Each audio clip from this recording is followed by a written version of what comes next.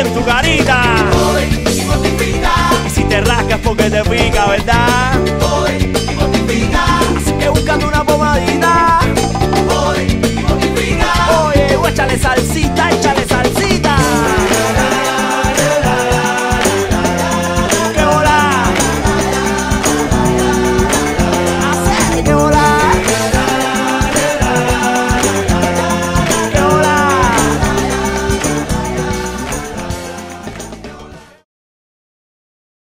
Y ahora le voy a dar entrada a mi invitado.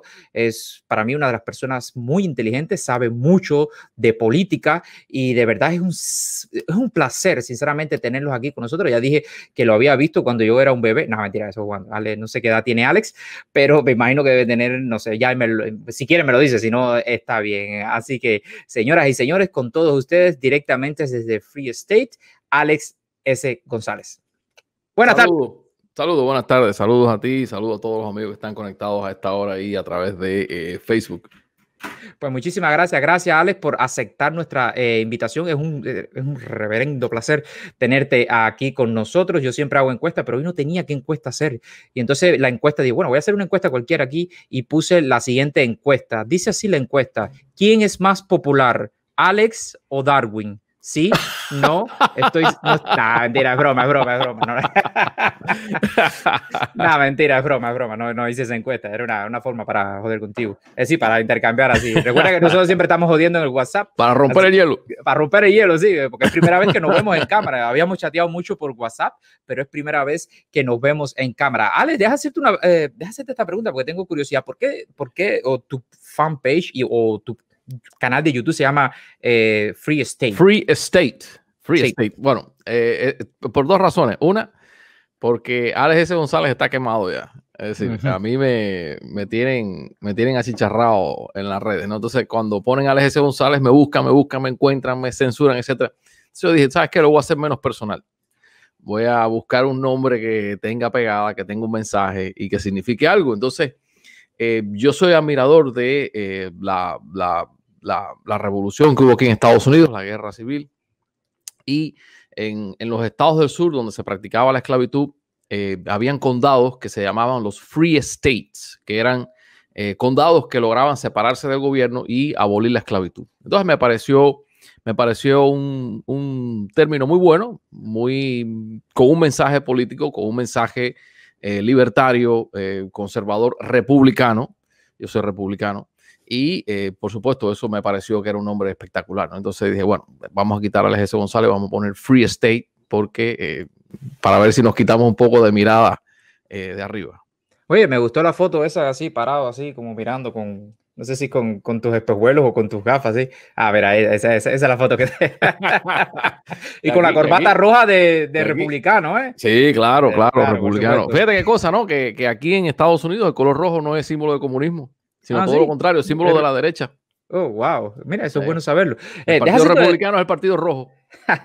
Tú eres una persona que me imagino que estudia la política. Debe ser una especie de analista político. ¿Esa es tu profesión o tú tienes otro trabajo y eso no, yo trabajo. Tengo 3 empleos, un empleo por cada hijo.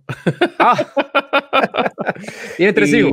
Sí, tengo 3 hijos, sí. Okay. Y me dedico, hablo de política, tengo la página en Facebook, en YouTube y nada, doy mis opiniones. Son opiniones personales, de hecho, hoy estoy aquí a nombre personal, no estoy a nombre de nada ni de nadie, no estoy representando a ninguna organización. Yo soy constitucionalista, yo creo en la constitución americana, cubana, de cualquier país. Yo pienso que cada nación debe respetar su constitución porque la constitución es un contrato social en el que se le pone límites al poder del Estado. Entonces, soy constitucionalista, soy de derecha, soy republicano, soy conservador, tengo algunas ideas libertarias, pero soy más conservador que otra cosa. Y nada, esa es dice aquí que lo único que no me gusta es el enamoramiento con Trump. No es Trump. Dice que mal se ve eso. Fíjate tú.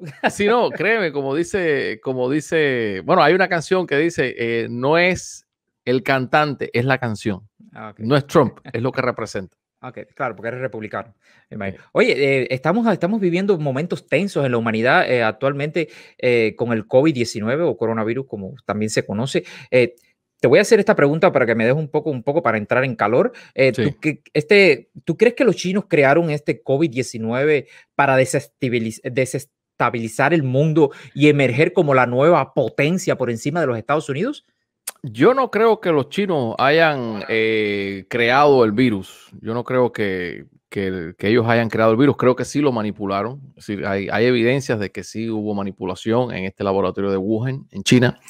Y no hicieron lo que tenían que hacer. Creo que la Organización Mundial de la Salud trabajó un poco ahí en coordinación con la tiranía comunista china y, por supuesto, eso retrasó un poco. Recuerda que los emisarios que tenía el CDC aquí, que es el Centro para el Control de Enfermedades, no pudieron entrar a China. China cerró sus puertas a todo tipo de investigación. Todavía está cerrada las puertas de China para todo tipo de investigación. Creo que ahora era que la Organización Mundial de la Salud iba a planificar un viaje a Wuhan, a China, a ver de dónde surgió el virus, cómo fue todo. Pero hay una teoría de que el virus salió directamente del laboratorio de Wuhan. El virus escapó a través de un empleado. Es la teoría que se está manejando aquí en Estados Unidos. Los últimos reportes de inteligencia lo que dicen es eso. Y, por supuesto, ellos trataron de disimular esa situación por mucho tiempo y eso, por supuesto, hizo que el virus se distribuyera al mundo. Pero fíjate qué cosa curiosa, Darwin. Los chinos no permitían el viaje en el interior de China. Es decir, si tú estabas en Wuhan, estabas en cuarentena, no podías salir a otras zonas de China. Pero, sin embargo, sí podías salir a otras regiones del mundo. Está un poco raro eso, ¿no? Quiere decir que la teoría de que salió un murciélago, esa ya está eliminada completamente. Bueno, dicen que esta especie de coronavirus habita en los murciélagos, porque en China, ¿qué pasa? China es yo no sé qué tienen los chinos, que China es ¿qué podemos decir? Una fama de tener enfermedades así de vez en cuando, ¿no? Y siempre salen de ahí. Tienen hábitos alimenticios un poco extraños, ¿no? Tienen hábitos alimenticios un poco extraños. Soy seguidora de Alex, pero mira el comentario, me interesa el comentario. Soy seguidora de Alex, pero no me gusta que a veces dice cosas negativas de los luchadores que están en la caliente y que en estos momentos están vigilados y reprimidos como Ferrer. Yo nunca he hablado de Ferrer. Jamás he hablado de Ferrer. Nunca he criticado a un opositor que está dentro de Cuba. Cuando yo hablo de la oposición, Darwin, yo hablo en términos generales. Yo nunca nombro los individuos por su nombre. Es decir, no me parece que sea saludable criticar a alguien que está dentro de Cuba luchando por la libertad. Claro. Ahora, dicho esto, te digo la otra cosa. Nosotros no podemos, es decir, desgraciadamente, mira, la tiranía castrocomunista tiene tres elementos que son, pudiéramos decir, que han creado un precedente.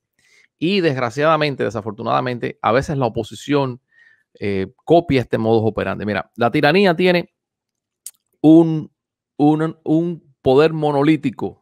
Es decir, tiene un discurso único. Nosotros no podemos tener una oposición con discurso único. Por supuesto. La tiranía tiene falta de transparencia. La tiranía no le rinde cuentas a nadie. No se para delante del pueblo y le dice, mira, esto está pasando, esto es lo que tenemos, esto es lo que vamos a hacer, esto así, asado. Eso lo hace la tiranía, no lo hace. La tiranía no lo hace, no es transparente. Entonces, esa falta de transparencia, la oposición tampoco la puede tener. Y la otra cosa es que la tiranía persigue a sus críticos y detractores. Nosotros no podemos tener una oposición que pretende establecer un juego democrático en un futuro de Cuba y que también persiga y critique y ataque a sus detractores o a sus críticos. Es decir, tenemos que tener una oposición, en primer lugar, que no tenga discurso único, que sea plural, me parece saludable. En segundo lugar, esa oposición tiene que ser transparente y, en tercer lugar, esa oposición no puede atacar ni criticar a las personas que le hacen una sugerencia o le hacen una crítica, constructiva o destructiva, como sea. Porque si estamos haciendo un proyecto de nación y si nuestra aspiración es implementar un modo democrático, tenemos que jugar sobre las reglas de un Estado democrático.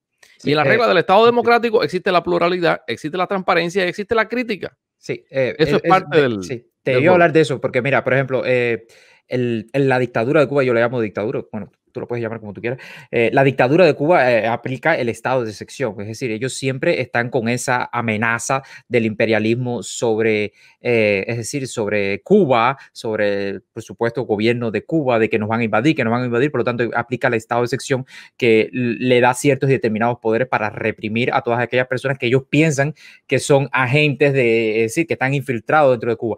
Pero la oposición, como está en guerra con la dictadura de Cuba, también pudiera aplicar ese estado, es una pregunta lo que te estoy haciendo, pudiera aplicar ese estado de excepción porque la oposición ha sido tan filtrada tantas veces que se ha creado una desconfianza total.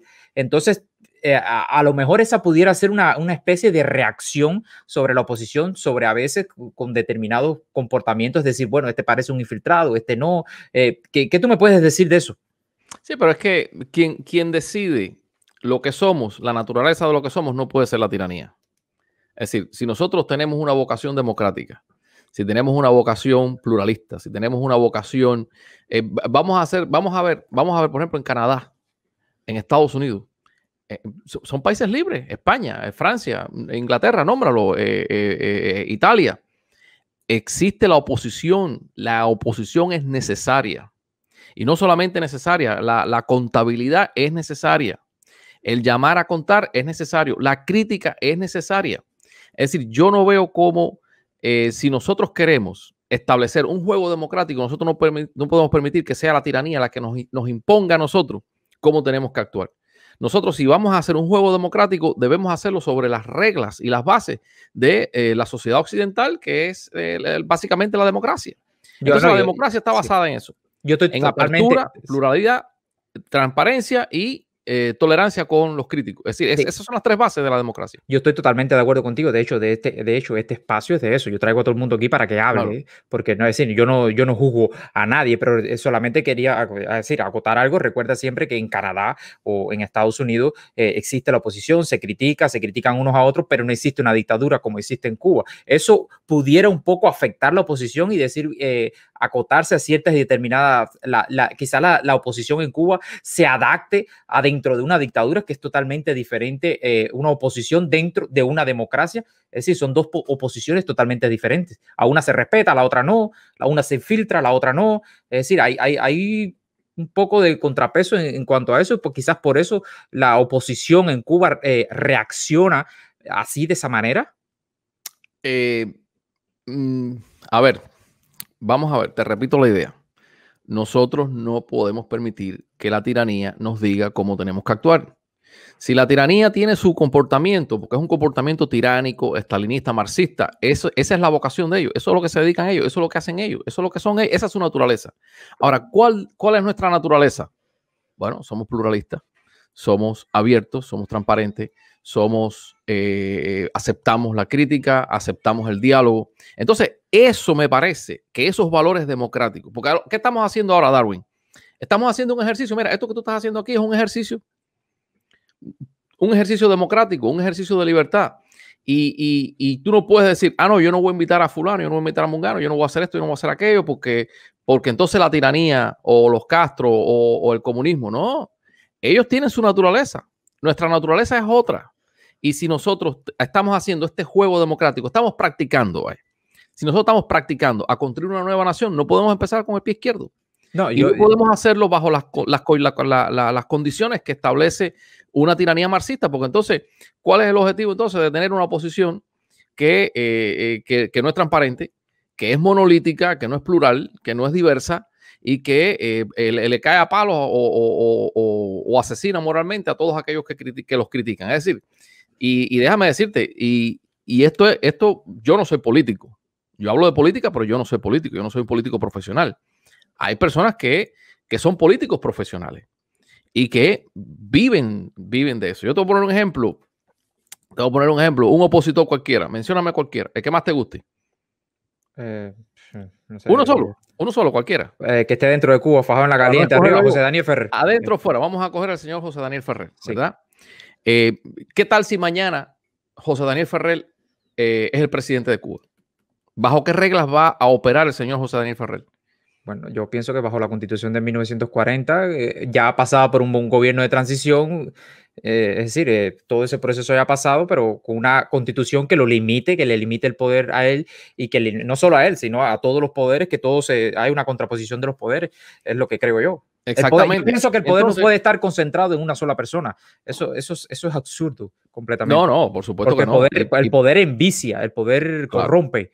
Y para eso existen los partidos, ¿no? Claro. Porque hay gente que dice, no, ¿quiénes son los que dividen? No, si usted hace un partido político, usted está dividiendo, porque usted está escogiendo a un sector y está hablando a ese sector y en nombre de ese sector.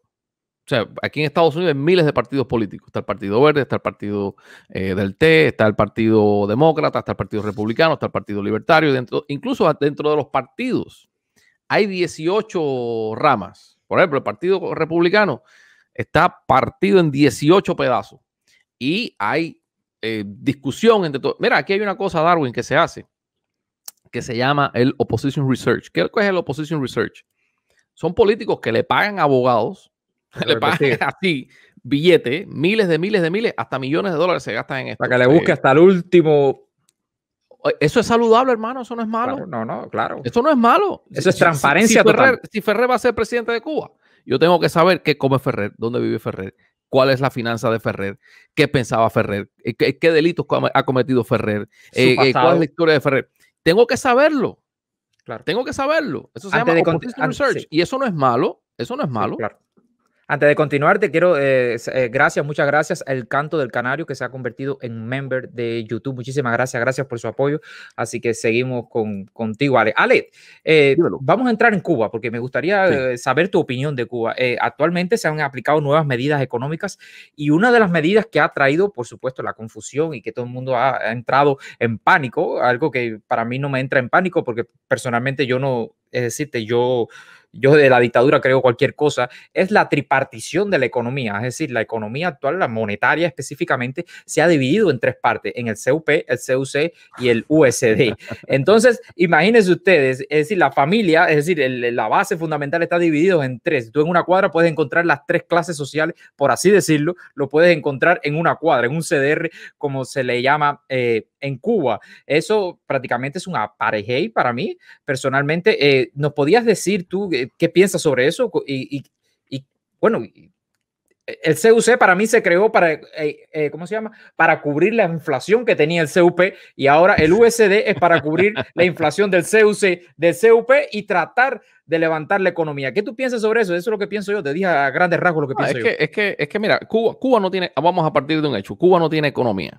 Es decir, en el mundo occidental civilizado, desarrollado, ya acuérdate que el patrón oro desapareció de hace muchísimos años, desde la década del 60. El patrón oro desapareció y ahora lo que tenemos es economías que basan su riqueza y su poder monetario y adquisitivo sobre lo que se conoce como el Producto Interno Bruto. El PIB.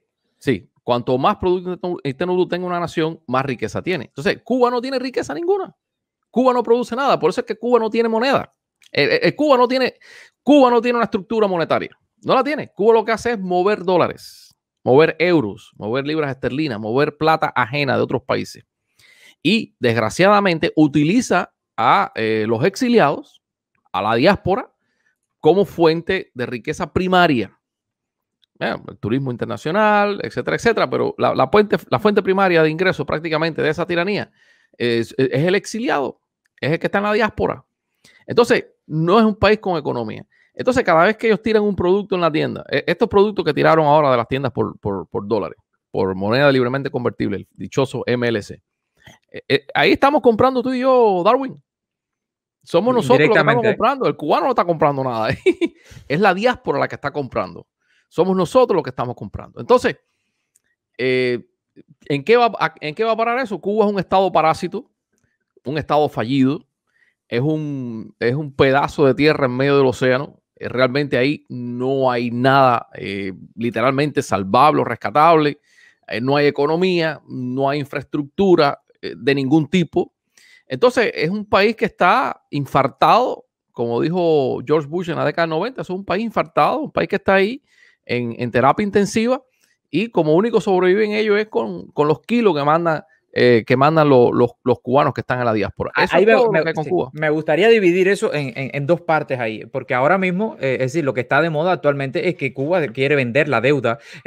Antes de comenzar, muchas gracias, Dunia Cecilia, un nuevo miembro de nuestro canal de YouTube. Bienvenido a la familia, muchísimas gracias. Así que siguiendo dándole duro a la dictadura. Actualmente Cuba, es decir, la dictadura de Cuba, no Cuba, porque en verdad ellos decidieron vender la deuda y no le preguntaron a nadie. Es decir, eso lo decidieron ellos arriba, cuatro viejos de esos generales sentados y dicen, bueno, ¿cómo hacemos? Bueno, vamos a venderla a Cuba en pedacitos. Eso es lo que están tratando de hacer. No, pero, y hay gente aquí que ya están preparando la billetera para ir a comprar parte de esa deuda, déjame decirte. Lo que me preocupa, que no es lo mismo que si un país, es decir, un país extranjero, te voy a decir mi preocupación, que un país extranjero compre la deuda, es decir, prácticamente nos están vendiendo nuestro país, no, lo están vendiendo. Pero lo que más me preocupa es que si Cuba no es capaz de pagar la deuda normal que le debe, todo el dinero que le debe a todo el mundo, ¿cómo va a ser capaz de pagarle a esas personas que están comprando la deuda de ellos? Entonces, ¿cómo tú correlacionas esto? ¿Qué va a pasar? Porque prácticamente nos están vendiendo el país.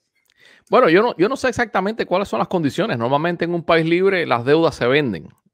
Recuerda que aquí en Estados Unidos también emite bonos y esos bonos hay que pagarlos por obligación. Es decir, eso no hay forma que tú puedas. Eso no entra en default, ni en bancarrota, ni nada de eso. Eso es un dinero que hay que devolver. Ahora, hay que ver la letra pequeña, hay que ver cuáles son las condiciones que da la tiranía, pero igual, es decir, ¿cuánto puede vender? Además, es una deuda que ha contraído la familia Castro, porque en Cuba no hay, a ver, ¿para qué se empeñaron en Cuba? ¿Cuál es la deuda que tiene Cuba? ¿Para qué el dinero que tiene Cuba? ¿Para qué se usó ese dinero? No fue para mejorar la vida del pueblo, no fue para crear infraestructura. Fue precisamente para engrosar los billetes, la billetera, el bolsillo de la familia Castro. Entonces, pudiéramos decir que lo que se está vendiendo es la deuda que tienen los Castro, literalmente, la familia Castro. Entonces, yo no sé exactamente cómo va a hacer Cuba para, decir, la tiranía para vender esa deuda, no sé cuáles serán las condiciones, pero en los países libres eso, por supuesto. Sí, no, es normal. Eso pasa. Todos los países. Pero lo que me preocupa a mí es cómo Cuba, con una economía default, como tú acabas de decir, ¿cómo va a pagar eso? Y entonces los cubanos que van a caer en esa trampa, los cubanos que van a comprar esa deuda, que van a caer en esa trampa, van a perder su dinero literalmente, ¿correcto? Porque lo hacen pensando en Estados Unidos, por ejemplo, o en Japón, o en Francia, o en Italia, ¿verdad? Tú compras bonos de la deuda, hay gente que vive de eso, hay gente que gana mucha plata con eso. Pero te digo, eso ahí es que en Cuba, mira, imagínate imagínate algo normal, algo como tiene que ser. Cuba es todo lo contrario. Sí, ahí no hay nada que funcione. Es una dictadura desde hasta. Nada funcione.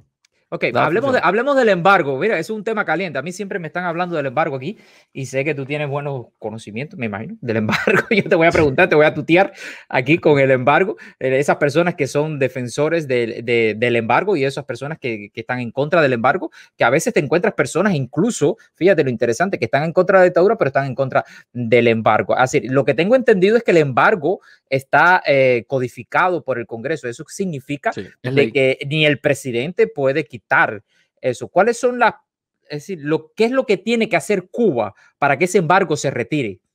Así, a grandes rasgos, las condiciones están claras, es decir, el Congreso de Estados Unidos dice hasta que no haya elecciones libres y una transición a la democracia en Cuba, no va a haber fin para el embargo. Es decir, y el embargo, déjame decirte, el embargo lo hace Estados Unidos, pero Cuba puede comprarle, la tiranía puede comprarle cualquier cosa a cualquier otro país del mundo. No necesariamente, claro, siempre y cuando no utilice tecnología norteamericana, etcétera, etcétera.